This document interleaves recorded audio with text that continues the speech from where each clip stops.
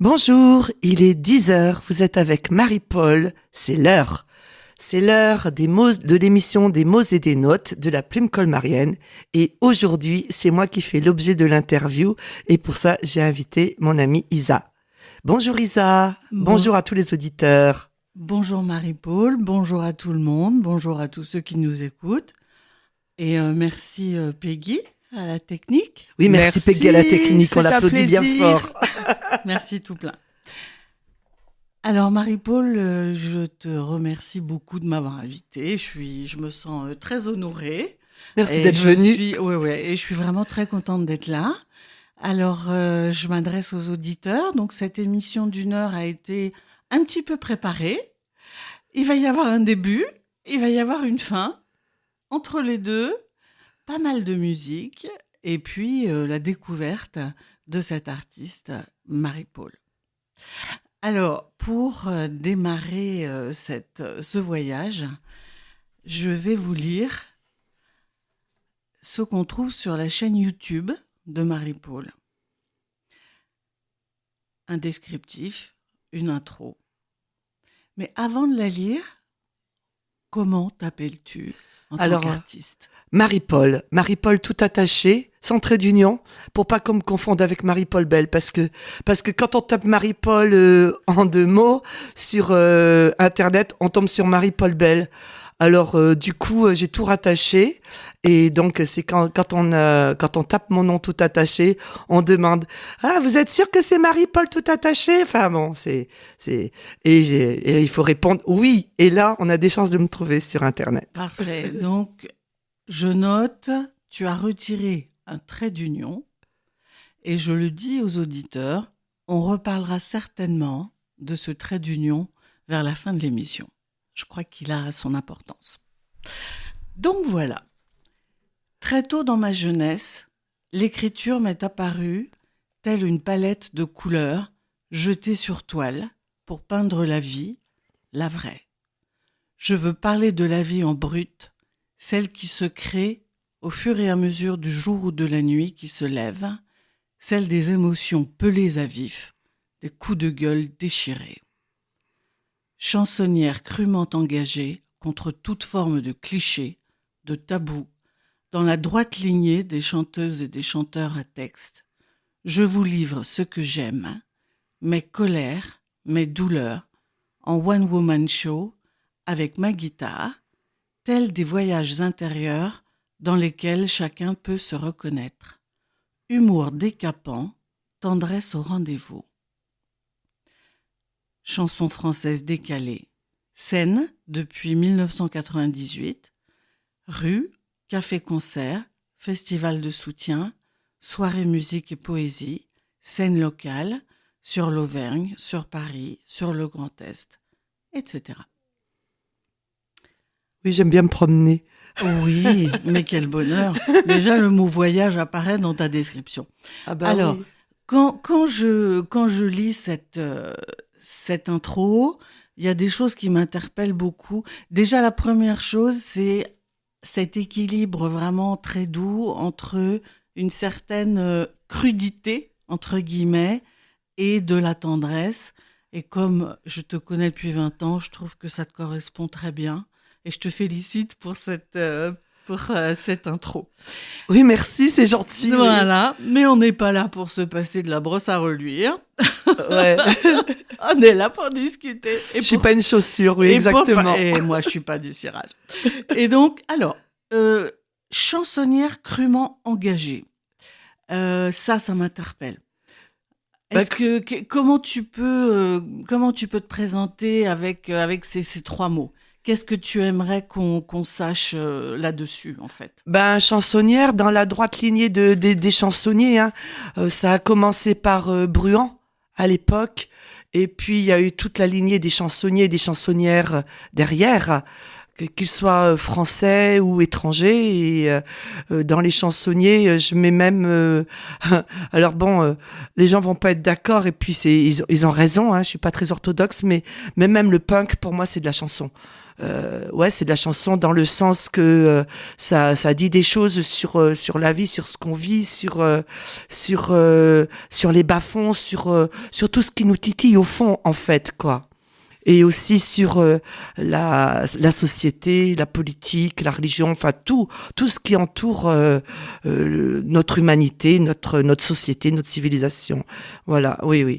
Donc oui, tous les chansonniers, la droite lignée, alors je peux en citer quelques-uns. Bien sûr, s'il y a des artistes qui t'ont particulièrement inspiré, ou des familles.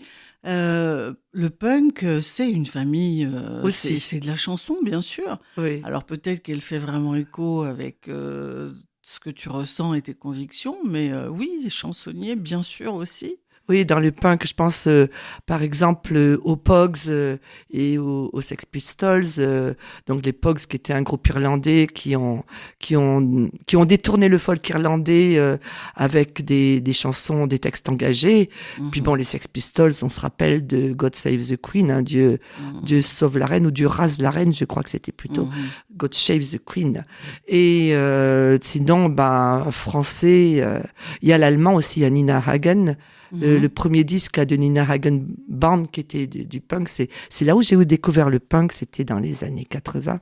Et en France, donc il y a Brassens, Anne Sylvestre, Brigitte Fontaine pour ses textes déjantés.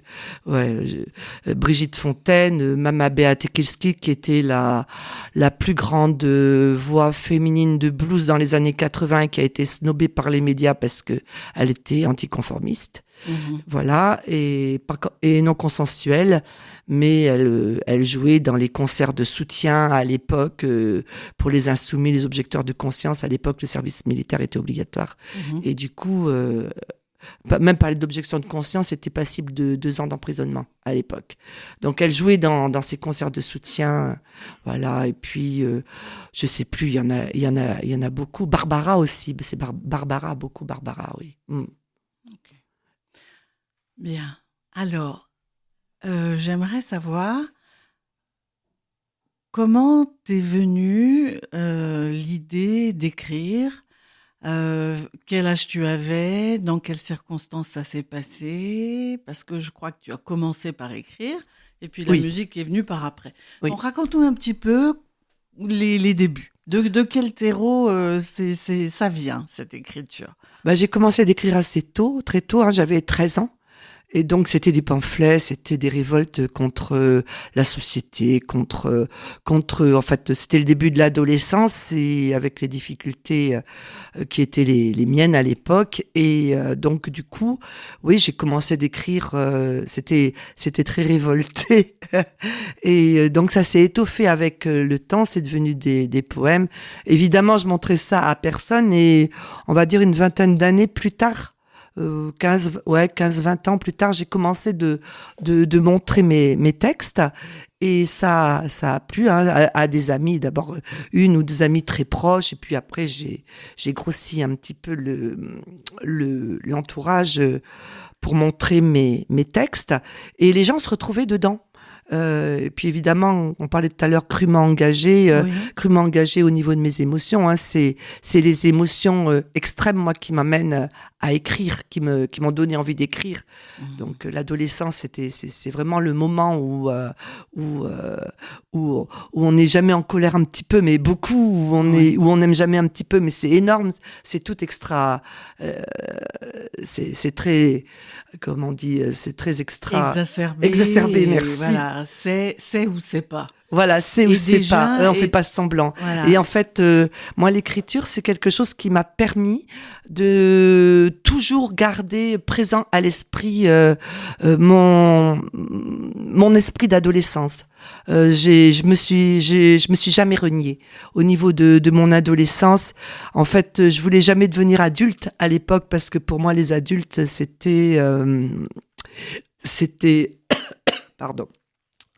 C'était ce conformisme, cette espèce de, enfin, je parle avec mes yeux d'ado de l'époque, cette espèce de robotisation, Chou Abze, cette espèce de robotisation où on oublie Anne Sylvestre dans une chanson, elle dit un escalier, une étagère sur le bonheur, en fait, c'est ça. Quand on devient adulte par rapport à l'adolescence, on met une étagère sur le bonheur et du coup, on est plus dans la construction, dans le faire, dans l'acquisition, etc. de choses, tandis que dans l'adolescence, il y a vraiment un souci de trouver sa propre identité. Et moi, je crois que j'ai cherché mon identité toute ma vie. Voilà. Et du coup, moi, les textes, mes chansons, d'écrire, ça m'a permis Donc, du coup, j'ai été décalée assez vite par rapport au monde dans lequel on était, qui est essentiellement axé sur l'avoir, posséder. Et moi, c'était l'être qui m'intéressait. Ok. On sent qu'il y a une révolte, de toute façon. Il y a des un choses. Petit peu. Il y a des choses. Non, plus un petit peu. C'est toujours du 100%. Mais tu me disais donc l'autre jour que ce qui était important pour toi, c'était ce besoin d'humanité.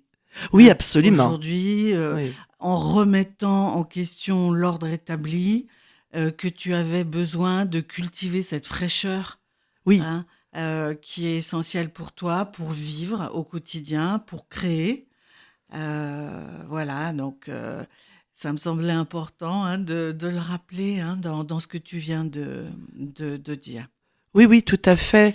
Ouais, c'est besoin d'humanité. En fait, l'humanité, c'est pas un besoin, c'est un état. Nous sommes des êtres humains, donc notre humanité, nous l'avons. Par contre, l'important, c'est de la cultiver. Oui. Et je trouve que le monde dans lequel nous vivons ne cultive pas l'humanité.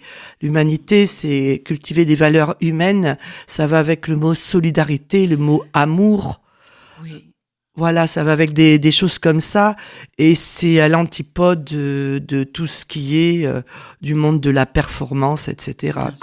Bien sûr. La compassion, tout ce qui... Voilà. Alors la compassion, oui. Mais alors, la souffrance et chercher le bonheur, en fait. Alors la compassion, je vais mettre un bémol dessus. Je vais mettre un bémol sur la compassion parce que dans la compassion en Occident, on confond souvent compassion avec pitié. La pitié, c'est de la condescendance. C'est pas de la compassion. La compassion, c'est arriver c'est le fait de justement ne pas aimer la souffrance. Voilà, de ne pas aimer la souffrance, ni pour soi, ni pour les autres. D'accord, c'est juste ça, la compassion. J'avais plutôt en tête l'empathie, en fait. Ah oui, l'empathie d'accord. Et le partage, c'est juste pour... Oui, mais je préférais préciser pour nos auditeurs. Tu as tout à fait raison. Donc, en fait, ton expression, qu'elle soit écrite ou chantée, ça passe par le fait de sortir des carcans, d'ouvrir les portes. Qu'est-ce qui est important le plus pour toi ? Parce que tu es passé de l'écriture et puis progressivement, avec ton évolution, tu t'es mise à écouter, des Brel, des Brassens, etc., des Barbara, etc., etc. Et puis un jour est venu... Ferré aussi, j'avais oublié de citer Ferré. Et Ferré, bien sûr. Un jour est venu où tu as eu un besoin différent. T'avais envie d'avoir quelque chose de plus que juste un partage de texte où les gens pouvaient te dire oui, je me retrouve dans ce que tu dis. Alors, qu'est-ce qui s'est passé ? Comment ça t'est venu, le fait de mettre en musique ces beaux textes que tu écrivais ? Oui, alors tout à fait. Oui, donc en fait, j'ai toujours voulu chanter. Quand j'avais 18 ans, j'avais envie de faire de la scène et de chanter du rock, du punk, des choses comme ça. Et puis je n'avais pas la voix, j'avais pas les connaissances non plus, mais j'avais vraiment cette envie-là. La scène, c'est quelque chose qui m'a toujours taraudée. J'ai fait un petit peu de théâtre dans ma jeunesse, vers les 25 ans, un truc comme ça. Okay. J'ai fait un peu de théâtre et donc j'ai commencé à faire des stages pour améliorer ma voix, faire des stages, prendre des parcours aussi individuel. Alors, au niveau des stages, je peux situer le Royard, je peux citer la compagnie Luba avec André Mainviel. Après, bon, les autres personnes ne sont pas connues. Et du coup, c'est posé la question. J'avais 33 ans, j'avais l'âge du Christ. Oui, alors raconte-nous, que en fait, s'est-il passé à 33 ans? J'hésitais entre pondre un bouquin avec mes textes, où il y aurait eu des poèmes, des nouvelles, des pamphlets, enfin, et puis apprendre à jouer d'un instrument, à faire des chansons. Et puis du coup, le parcours de l'édition est très compliqué. Et en plus, on n'a pas le retour direct. Et il y avait toujours cette envie de chanter, cette envie de scène. Et donc là, j'ai eu l'occasion d'avoir une première guitare d'études. Et j'ai acheté une partition de Brassens. J'ai regardé là où il y avait le moins d'accords. J'avais jamais joué de guitare de ma vie. J'adore cette expérience. J'ai regardé là où il y a le moins d'accords et c'est celle que j'ai prise. Et du coup, j'ai regardé là où il y avait le moins d'accords et c'était le gorille. J'ai commencé par jouer le gorille. Et donc, j'avais déjà la connaissance de 3 accords et j'ai pondu une chanson, puis une autre. Et après, c'est allé assez vite. Il y a eu une époque qui a été très, très prolifique en termes de chansons. En 2 ans, j'avais de quoi faire 1 heure de spectacle, quoi. Fantastique. Fantastique. Alors, est-ce que tu accepterais, avant qu'on parle de tes premières scènes et de ce qui s'est passé après dans ta vie, voudrais-tu nous interpréter une de tes chansons? Alors, je me permets de dire que celle-là, je l'adore. Tu veux nous présenter La Blanchisseuse? Voilà, exactement. La Blanchisseuse. On en parlera après. C'est toi qui décides. On en parlera après. Allez, on en parle après.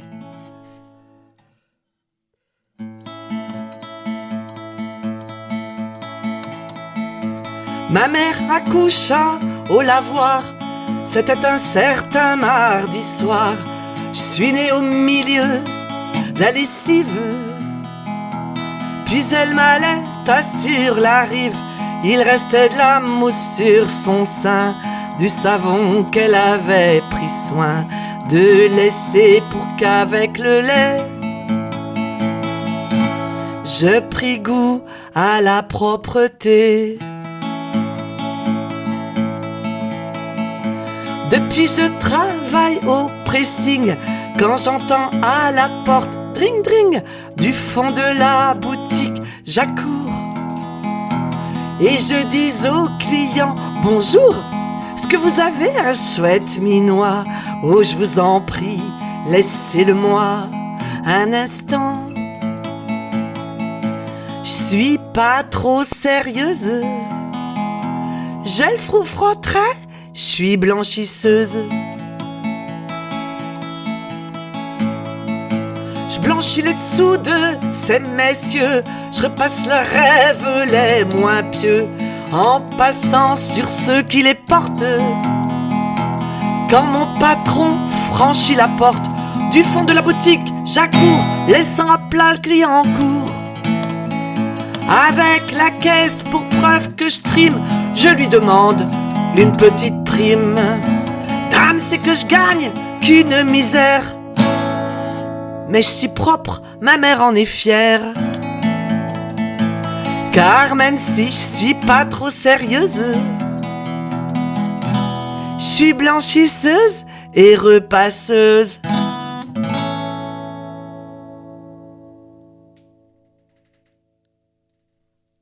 Voilà. Merci Marie-Paul. Alors, on sent à l'écouter que tu as dû avoir beaucoup de plaisir à écrire cette chanson. C'est parti sur un éclat de rire. Je me suis marrée. Tu t'es beaucoup amusée. Ouais, je me suis marrée, ouais. Mais qu'est-ce qu'il faut comprendre? Je crois il y a quelque chose qu'il faut lire entre les lignes dans cette chanson. Est-ce que tu peux nous expliquer un peu En fait, ça? j'ai écrit cette chanson à l'époque. On parlait beaucoup de blanchiment d'argent. Enfin, c'était le début où on en parlait. Et du coup, ça m'a fait penser à laver son linge sale en famille, etc. Tu vois, prendre, en fait, blanchiment d'argent, hein, c'est prendre l'argent de la prostitution, de la drogue, du crime, etc. Et puis, on le place dans des entreprises plus ou moins fictives, plus ou moins réelles. Et puis, ça devient propre. Hein, c'est un peu comme si on souillait, quand on souille des draps, on met ces saloperies dedans, on vomit dans les draps, et puis paf, on voit plus rien, on y met dans la machine à laver, et puis ça ressort tout propre. Donc, du coup, est venue l'histoire de la blanchisseuse. Bon, c'est vrai que maintenant, quand je présente cette chanson, quand je suis en concert, eh bien, je raconte que cette chanson, j'aurais pu l'écrire au début du siècle dernier. À l'époque, on envoyait les filles des familles modestes à Paris, chez les nantis, comme on disait, et où elles étaient vraiment bonnes à tout faire et corvéables à souhait, quoi, hein, vraiment. Et du coup, le nombre de filles qui se sont retrouvées enceintes et qui se sont faites chasser de la maison, hein, parce que simplement leur employeur ou leur esclavagiste, c'était un petit peu les deux, en fait. Hein.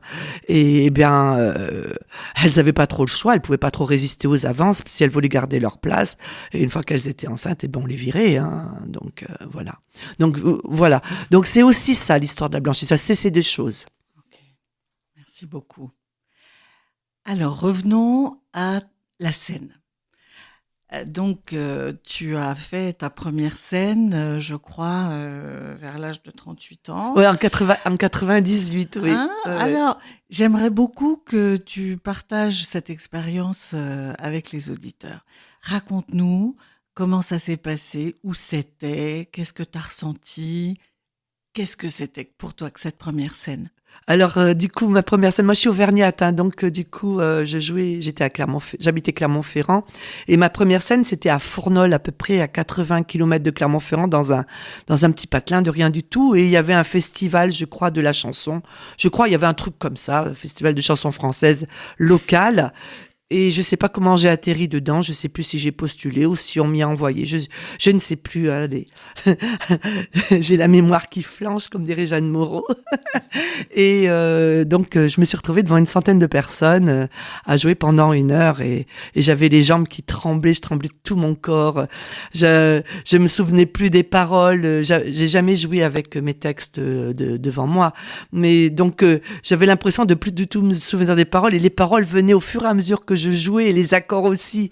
C'était très, très, très inconfortable. Mais en même temps, c'était super jouissif. C'était un mélange des deux et ouais, c'était du bonheur. Ça m'a donné envie de recommencer. J'imagine. Donc première scène. Ouais, c'est orgasmique. Hein, la scène, c'est orgasmique. Hein, la sans scène. personne, sans les textes. Franchement, chapeau bas. Hein.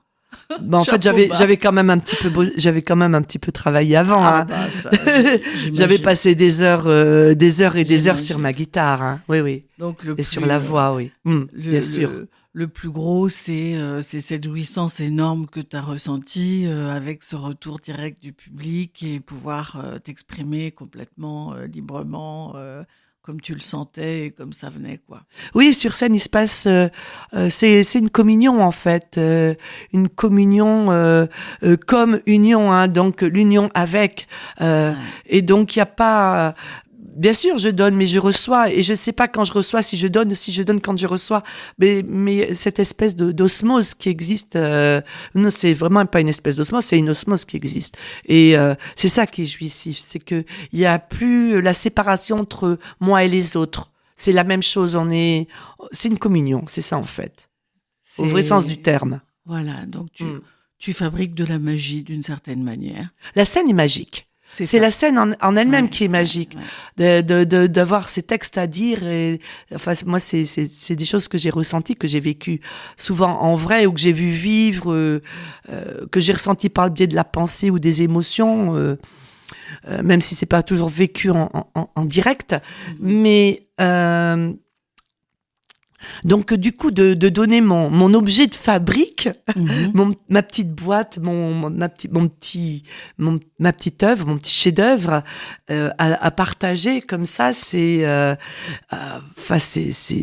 une nudité. Ouais, on est à poil quoi, c'est vrai sur scène. Et ça c'est jouissif. De pas avoir de rôle, de pas avoir de frontières. Ouais, l'abolissement des frontières. Ok, parfait. Parce qu'en fait, c'est vrai que je parle de l'abolissement des frontières dans mes chansons. Mais du coup, les frontières entre les pays, mais les frontières entre soi et les autres aussi. Hein. Tu parlais l'autre jour quand on a préparé un petit peu cette émission, c'est de retirer tout ce qui fait obstacle justement à cette harmonie, à cette osmose. Hein, oui. Et c'est vraiment ton oui. esprit. Alors, est-ce que tu peux nous parler... Je pense que le rôle d'un être humain, c'est ça. Et ce qu'on appelle être éveillé. Hein. Voilà, je me revendique d'être woke. Voilà, parce que woke, ça veut dire éveillé. Et je pense que le rôle d'un être humain, le rôle, enfin, l'enjeu de la vie humaine, c'est de s'éveiller. Et pour s'éveiller, il faut ouvrir son cœur à 360 degrés. C'est l'ouverture du cœur, vraiment. Alors, continuons dans cette ouverture du cœur et dans ce qui s'est passé dans ta vie, donc quand tu as commencé à faire de la scène. Est-ce que tu peux nous raconter un petit peu les différentes tournées, les différentes scènes, là où tu as été te balader, accompagner avec des groupes, avec des musiciens, etc. depuis cette époque-là.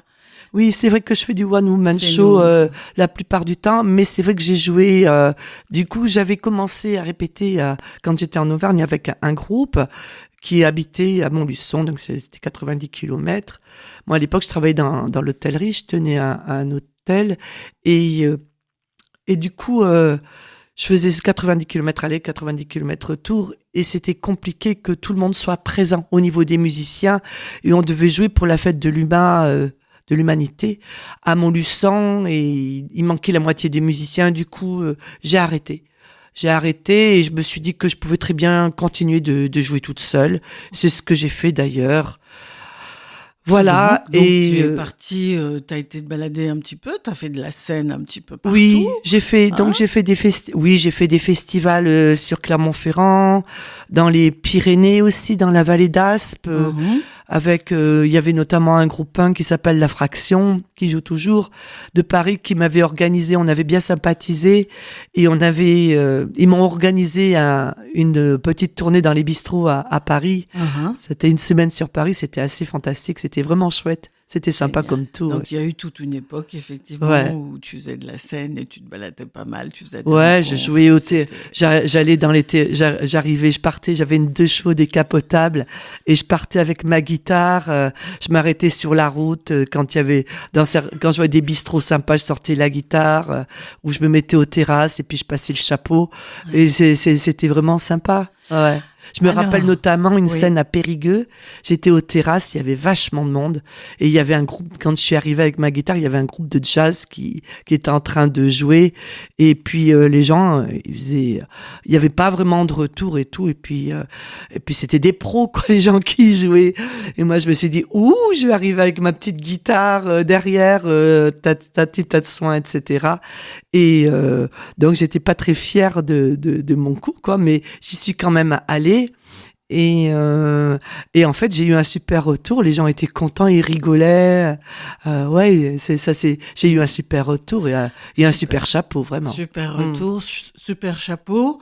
Et puis parfois, j'imagine que au sortir de la scène, il doit y avoir des gens qui t'attendent. Alors, il me semble que ça t'a inspiré une chanson. En fait, ouais, parce que souvent on peut penser. J'avais pas envie.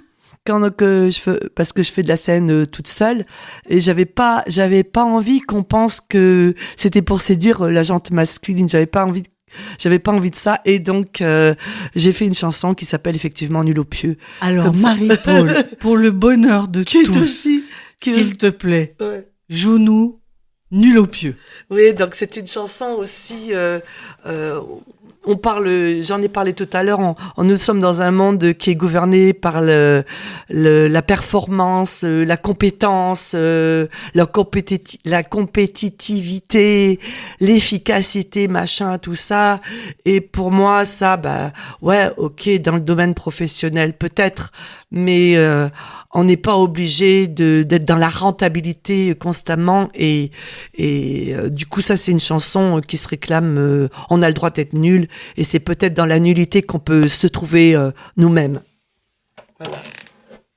Ah, je mets ma guitare, je chausse la guitare et on y va.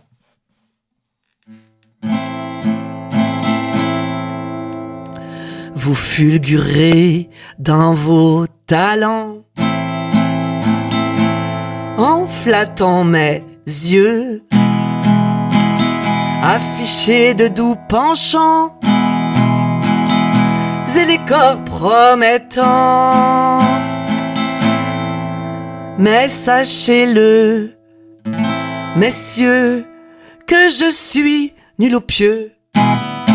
Vous rêvez de mes cuisses en serrant votre sexe, ma bouche pleine de malice réactive votre cortex.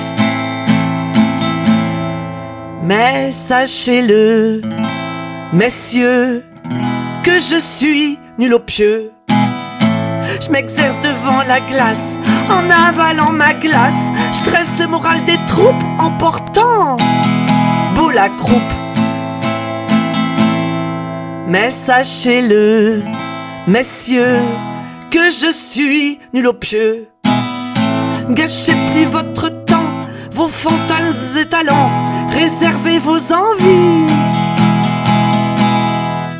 Jouez donc à touche pipi. Car sachez-le, messieurs, que je suis nul au pieu. Merci Marie-Paul. Voilà, donc la présentation de la chanson ayant été faite. Ça, c'est bon, on a Peggy à la technique, elle en peut plus, elle est heureuse comme tout. Là aussi, j'ai rigolé, j'ai rigolé beaucoup. Et en fait, cette chanson aussi, parce que j'étais pilier de comptoir assez longtemps, et donc j'avais des potes qui parlaient de leur conquête.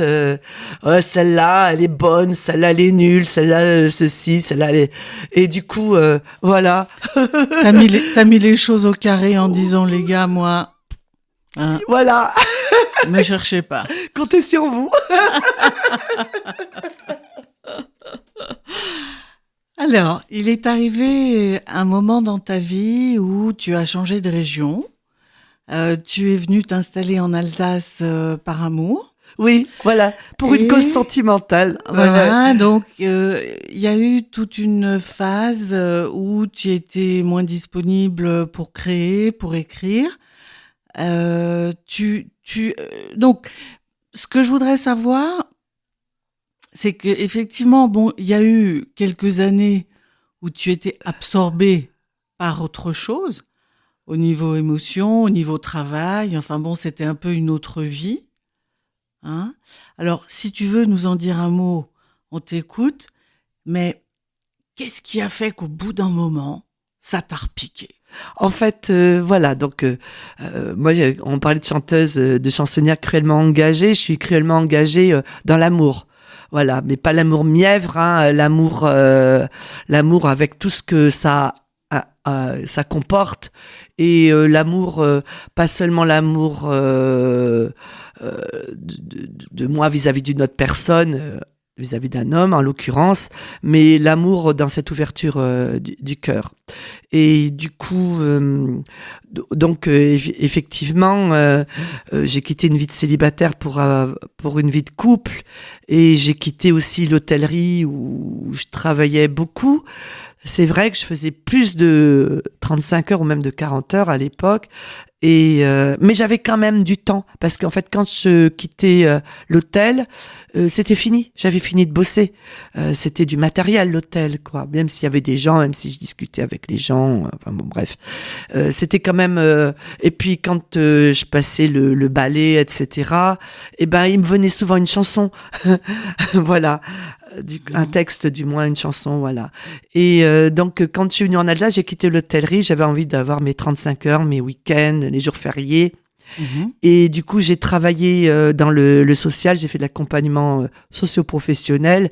Mais bon, accompagnement socio-professionnel, hein, tu fais assistante sociale, psychologue, en même temps que t'aides les gens à chercher du boulot. Parce que, en fait, trouver du travail, être en capacité d'occuper un emploi sur du long terme, eh ben, ça veut dire être au top de soi-même.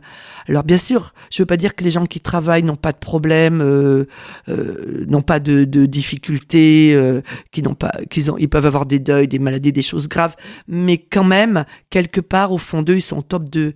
Je veux dire que quand t'as pas un cal pour bouffer, que tu bouffes pas tous les jours, que t'as pas de quoi pour de te fringuer et que c'est compliqué d'avoir un logement, et ben c'est difficile de se pointer à un entretien d'embauche avec une super confiance en soi et puis d'être bien sapé et de faire genre quoi. C'est très compliqué. Voilà. Puis bon, souvent au niveau des gens, il y avait des soucis au niveau de l'enfance. Il y avait des problèmes de violence, des fois des problèmes d'addiction, enfin des choses graves quoi. Il y a des gens qui arrivent à ne plus se laver tellement qu'ils ont un dégoût d'eux-mêmes. Donc c'est difficile. Et donc ça, j'avais du mal à couper. Après le boulot, j'emportais souvent mon travail dans la tête à la maison avec les émotions que ça avait généré dans la journée. Et c'est vrai que c'était difficile d'écrire. Et puis, donc, en accompagnant donc des personnes, mon souci c'était de les valoriser. Parce qu'on pouvait pas les valoriser, je pouvais pas les valoriser sur le plan de l'emploi, mais c'était les valoriser dans leur vie à eux pour qu'ils sentent être quelque chose et qu'ils soient capables d'être d'égal à égal devant un employeur. Et il y avait une jeune dame que j'accompagnais qui écrivait. Elle m'a montré ses poèmes et j'ai cherché une association sur Colmar, s'il existait une association, une structure où elle pourrait lire ses poèmes devant un public ou si elle pouvait se faire éditer. Et là, je suis tombée sur le site de la Plume colmarienne et j'ai appelé et j'ai eu Bernard Hart au téléphone, donc qui était président de la Plume colmarienne, qui est décédé il y a un peu plus d'1 an. Hein, et donc, il avait vraiment au cœur, Bernard, les problèmes des autres. Il avait une belle écoute des gens et il avait un souci d'aider. C'était très important pour lui. Donc, il m'a écouté parler de cette jeune dame et j'en ai profité pour dire que moi, j'étais aussi chanteuse, que j'écrivais des textes. Et c'est là où j'ai été conviée à un après-midi musique et poésie et où j'ai recommencé à jouer. Ça devait être... je sais plus, je pense que ça devait être en 2005, 2004, 2005. Donc c'est vrai qu'il y a eu un intervalle de 3-4 ans pendant lesquels j'ai pas fait de scène. Et voilà, donc j'ai recommencé à jouer. Donc j'étais pas très solide sur mes pieds parce que ça faisait longtemps que j'avais pas joué devant des gens. Et puis mes chansons, c'était des vieilles, j'avais pas recomposé depuis et j'avais envie de changer de répertoire Alors, effectivement. J'avais envie de changer de répertoire et pour moi, changer de répertoire, ça veut dire changer de vie. Donc, il faut le temps que la nouvelle vie s'installe pour pouvoir écrire à nouveau, que les émotions reviennent, qu'il y ait des pensées différentes, etc. Il y a un gros travail de sous-marin tout le temps avant la création d'une chanson. Je comprends très bien. Donc, ce que je trouve très joli dans cette histoire que tu racontes, en mettant quelque part à cette personne que tu accompagnais, tu lui as mis le pied à l'étrier pour qu'elle puisse partager ses textes. Je l'ai valorisé. Se revaloriser, reprendre confiance en elle et puis regagner l'estime d'elle-même. Et oui, parce qu'elle n'avait pas pu, avait pas pu lire son texte elle-même, elle n'avait pas pu venir, c'était pour le concours de la Saint-Valentin. Mais par contre, j'ai lu son texte, elle m'a confié son texte et elle a gagné une rose. Je lui ai amené une rose, elle était très heureuse. Donc, encore une fois, ces valeurs de partage, d'humanité et en même temps, ça t'a permis à toi de te remettre le pied à l'étrier. Exactement, oui. Donc, on sent que tu avais besoin de changer de registre, c'était une nouvelle vie, c'est ce que tu viens d'expliquer. Oui. Est-ce que tu as connu le syndrome de la page blanche ? Oui, oui, oui, bah oui, oui, oui. Il a fallu un atelier d'écriture que j'ai fait avec. Parle-nous un petit peu J'en ai fait de cette plusieurs, ouais. expérience. Oui. J'ai fait un premier atelier d'écriture avec Maurice Bénin, voilà, qui est décédé depuis. Euh, C'était un chanteur qui a été beaucoup connu dans les années 70-80 par un milieu alternatif. Et voilà, donc voilà que j'ai eu l'occasion de rencontrer dans le cadre d'un atelier d'écriture. Voilà. Et après, donc par la suite, j'en ai refait un autre avec Jacques Bertin, qui était aussi un auteur à texte pas très connu, qui a été moins connu que Bénin, mais quand même dans un certain milieu, il avait soutenu les LIP, la lutte des LIP à Besançon. Donc l'histoire de la lutte des Montrelip, l'usine devait s'arrêter et puis les salariés ont repris l'entreprise en autogestion et ça a duré pas mal d'années. Et donc Jacques Bertin était intervenu. Et donc j'ai eu l'occasion de refaire un atelier d'écriture avec lui et c'était au cours de cet atelier d'écriture que j'ai écrit l'atelier d'aventure en fait, qui est le syndrome de la page blanche. Moi, je peux vous la faire. C'est ça. Avec grand plaisir, Marie-Paul.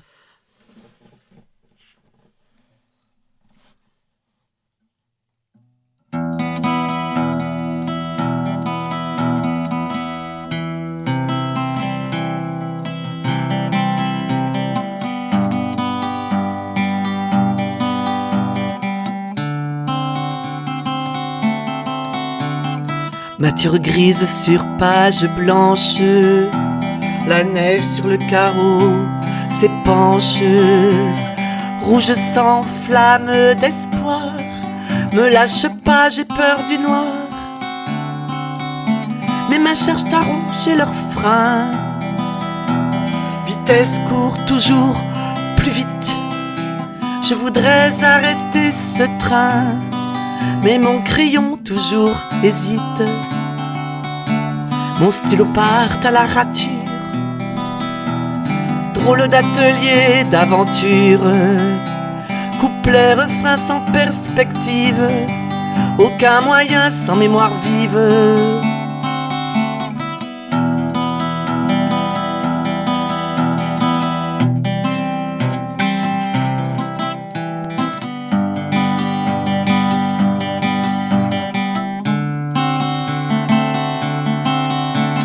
Surgit le cancre de Prévert, la magie chasse enfin l'hiver. Mes ménages en débandade fricotent en pleine rigolade.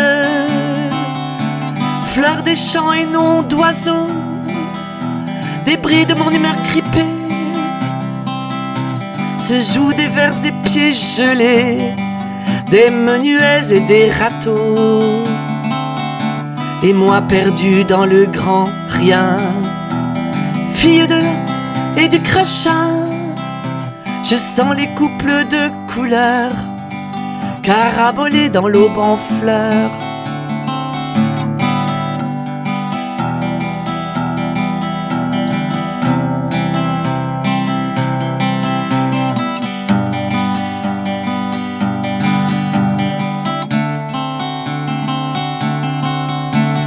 Matière grise sur page blanche, la neige sur le carreau s'épanche.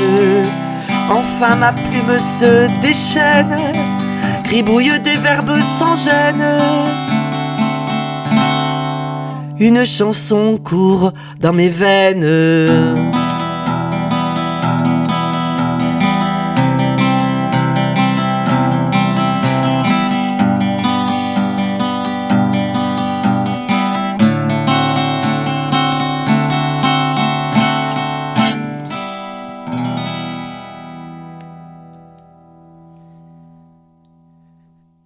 Une chanson coule dans mes veines.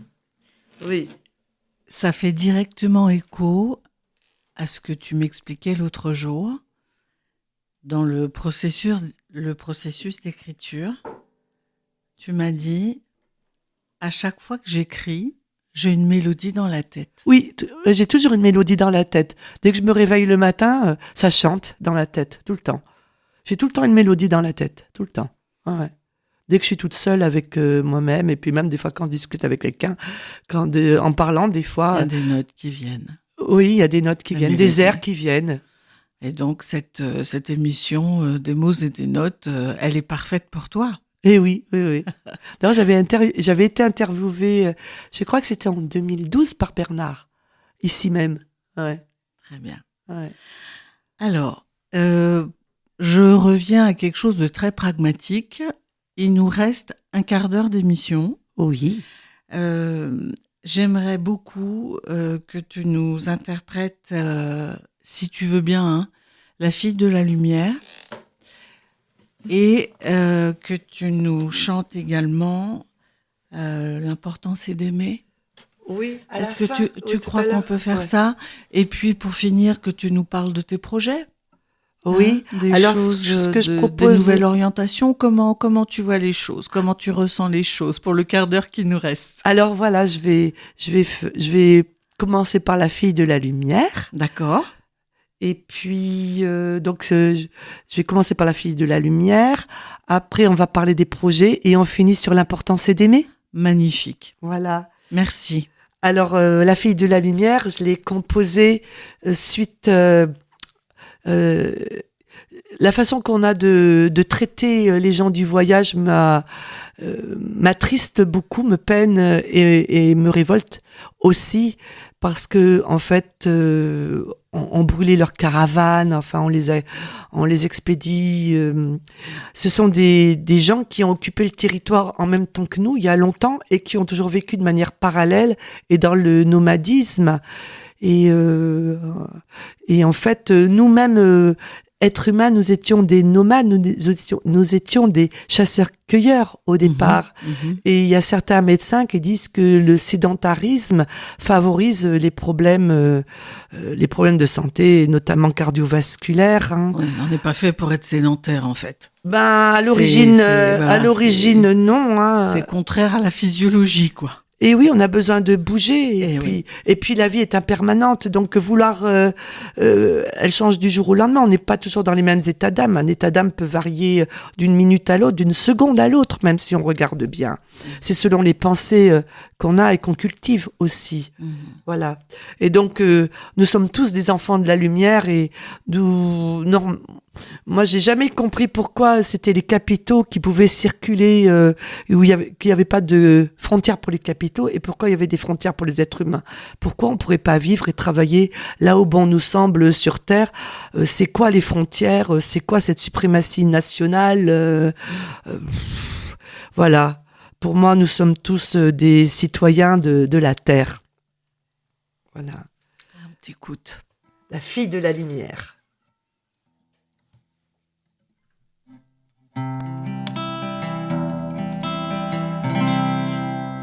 La lune pour fond, du rouge parsemé de jaune, une sorcière se trémousse, des étoiles plein les mains.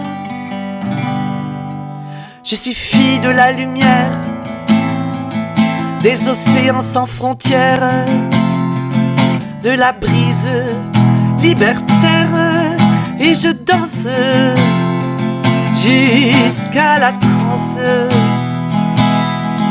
et je danse jusqu'à la transe. Dans la grisaille au teint blafard, contre le pouvoir des cafards, pour trouver le goût d'en rire et respirer la joie de vivre. Je me plonge dans la lumière du soleil après la pluie, dans le giron de la ville, et je danse jusqu'à la transe, et je danse, danse, danse, danse jusqu'à la transe.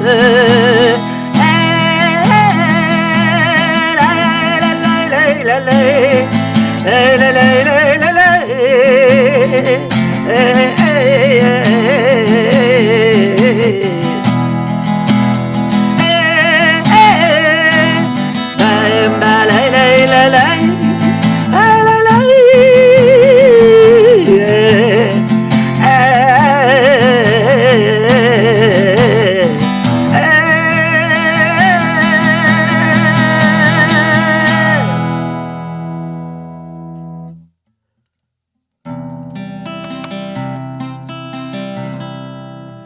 des montagnes d'arc-en-ciel et la musique plein les ailes, c'est l'ouragan qui s'enfuit et le temps qui rajeunit.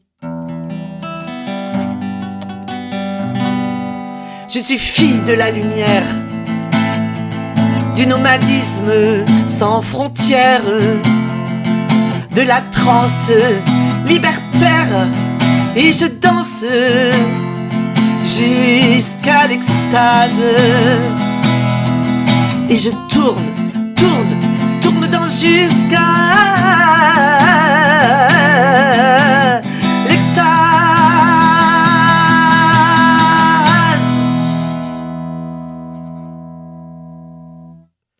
Voilà. J'ai oublié de dire tout à l'heure quand j'ai présenté la chanson que je parlais des capitaux, c'est que si les capitaux avaient des frontières, eh ben ça empêcherait l'évasion fiscale.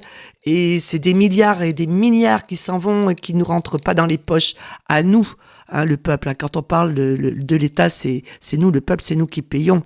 Donc ça n'a rien de comparé. On peut pas comparer avec les minima sociaux ni les allocations au chômage qui représentent beaucoup moins, qui représentent une infime partie du problème financier que soi-disant on aurait, quoi. Voilà, c'était ce que je voulais rajouter. Merci. Donc, on va parler un petit peu de ton actualité, de tes projets. Donc, aujourd'hui, tu te produis régulièrement, hein, sur l'Alsace, sur l'Auvergne, voilà, Oui. dans le Doubs, etc. Donc, tu as fait, voilà, hein, tu as également fait des CD. Hein, oui, j'ai fait un CD il y a très longtemps. Juste au passage, hein, si tu permets. J'ai fait un CD il y avait très longtemps, quand j'étais en Auvergne, c'était mes débuts. J'avais une amie qui avait qui touchait bien au niveau de l'informatique et qui avait un programme pour enregistrer. Elle-même faisait de la musique, et du coup elle m'avait enregistré. On avait fait un CD que j'avais vendu dans les bars à Clermont. Enfin, il y avait un bar qui m'avait repris mes CD. J'avais réussi à les vendre. Et là, plus récemment, c'était en 2018. Ouais, 2018, je crois. 2018-2019, j'ai refait un CD avec le bonhomme studio, hein, donc de manière beaucoup plus pro. Et puis bon, c'est vrai que je les ai aussi tous vendus. Il m'en reste pas beaucoup, il m'en reste moins d'une dizaine. Voilà. Ok. Et donc je joue souvent, hein, sur Orbet. Là, le 13 décembre, je vais jouer à nouveau à l'Evergreen Tomatoes. Et donc actuellement, je travaille avec un musicien qui m'accompagnera à la basse, entre autres. Et puis voilà, si tout va bien, il s'appelle Thierry, hein, et si tout va bien, il fera peut-être aussi des morceaux à lui. Donc, on sent du changement. C'est que pendant des années, en fait, tu te produisais seul. Oui. Les dernières années, en tout cas. Et aujourd'hui, on sent que tu as besoin de travailler avec d'autres personnes. Oui, voilà. J'ai envie de partager. C'est toujours dans ce sentiment de partage. Parce que la vie avance et... tu as de nouvelles envies. Ouais, et puis je dis toujours qu'on n'est pas responsable des années qu'on prend, ça c'est à tout le monde, mais on est responsable de ce qu'on en fait, et on n'est pas obligé de vieillir. Hein. Brel, il disait mourir, d'accord, mais vieillir, vieillir. Voilà, non, on n'est pas obligé, parce que le vieillissement, bien sûr, on a des problèmes physiques qui arrivent, etc. après, on peut avoir des problèmes de santé dès le plus jeune âge aussi, hein, qui sont bien pires que ceux qu'on peut contracter Oui, dans comme, l'avenir. Hein. Il ne faut pas comme, oublier que malheureusement, il y a des bébés qui naissent avec des cancers. Hein. voilà. Voilà. Ou comme l'émission de mardi dernier. Voilà, que tu par as exemple, animée, oui, hein, tout sur, à fait. Donc, bien sûr, on est limité, mais c'est parce qu'on se compare par rapport à ce qu'on était avant. Et du coup, oui, bien sûr, qu'on prend de l'âge, on prend des années et on se rouille et les organes faiblissent, tout ça. Surtout quand c'est pas entretenu, si c'est bien, si on entretient, si on fait des choses pour s'entretenir au niveau du physique, des organes, etc., on vieillit quand même moins vite. Donc il y a plusieurs, il y a des alternatives par rapport à ça. Oui. Et par contre, on est responsable de ce qu'on en fait au niveau de l'esprit. On n'est pas obligé de vieillir. On peut garder ses rêves. Quand je parlais de ne pas devenir adulte, de ne pas vouloir être adulte, c'est de garder ses rêves d'adolescence et de mettre tout en marche tout au long de sa vie pour les réaliser. Voilà. Super. Voilà, ça c'est important. Alors, ça me fait penser à une chose. On va en dire un petit mot et puis après, tu vas reprendre ta guitare. Oui. C'est qu'il y a une nouvelle activité dans ta vie depuis peu qui est Le clown. Clown. Oui, je suis clown. En fait, j'ai toujours été un clown, sauf que je le savais pas. Et en plus, le clown, c'est une activité que je fais pas toute seule, qui est à plusieurs. Et ça, c'est du partage. Ouais, je crois que c'est avec le clown que j'ai redécouvert le bonheur de partager. Et avec Thierry, c'est vrai qu'on a fait déjà 2 concerts ensemble et sans avoir vraiment répété. Et c'était chouette, quoi. C'est vraiment, ouais, c'est vraiment super. J'ai du mal à trouver les mots pour en parler parce que c'est du pur bonheur et le pur bonheur, c'est indescriptible. C'est un beau partage en tout cas. Et puis, puis en face, les gens, c'est décuplé ce qu'on peut donner aux gens, c'est au public, et ce qu'on peut en recevoir, c'est décuplé. Et du coup, voilà, d'où cette chanson. L'important, c'est d'aimer. Parce qu'en fait, ouais, alors je vais parler un petit peu de cette chanson.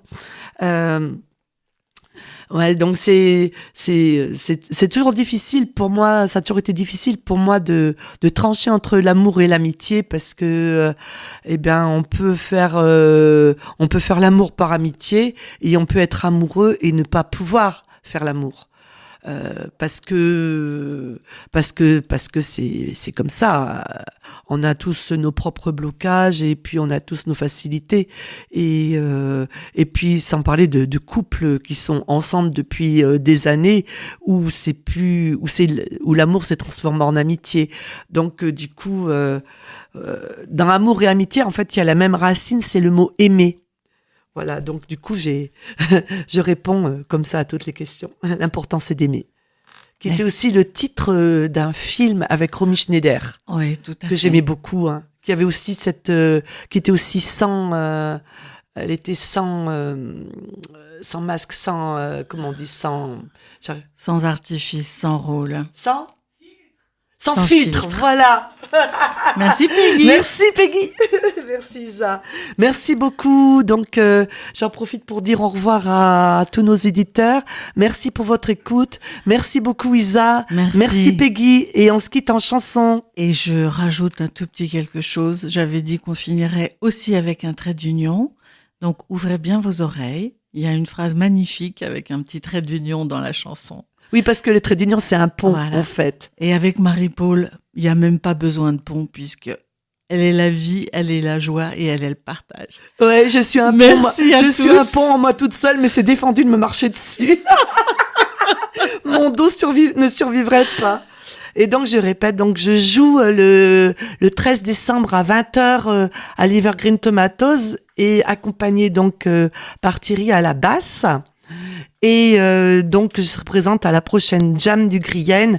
Oui, j'en profite pour faire la pub, même s'il n'y a pas besoin de faire de la pub pour la Jam du Grienne, qui est un endroit sympathique où moi en fait, j'y présente toujours mes derniers morceaux et il y a toujours un accueil formidable, sans jugement et c'est là aussi que du bonheur, quoi.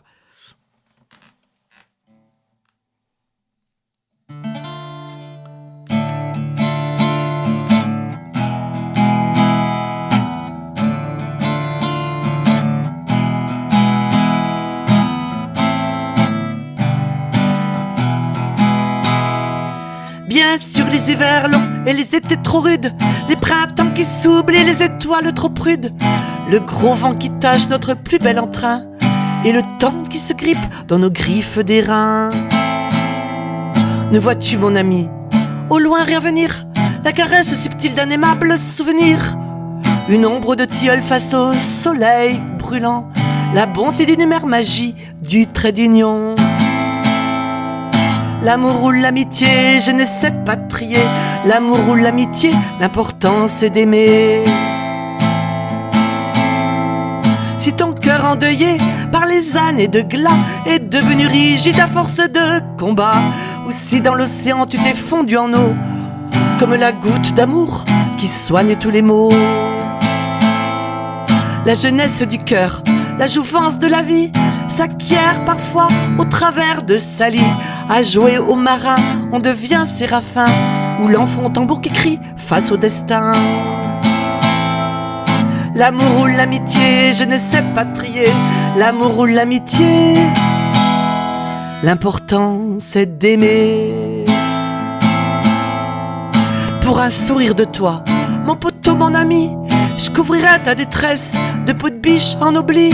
Je changerai l'infortune en lune de miel. Je parerai la mine de rire et de merveille.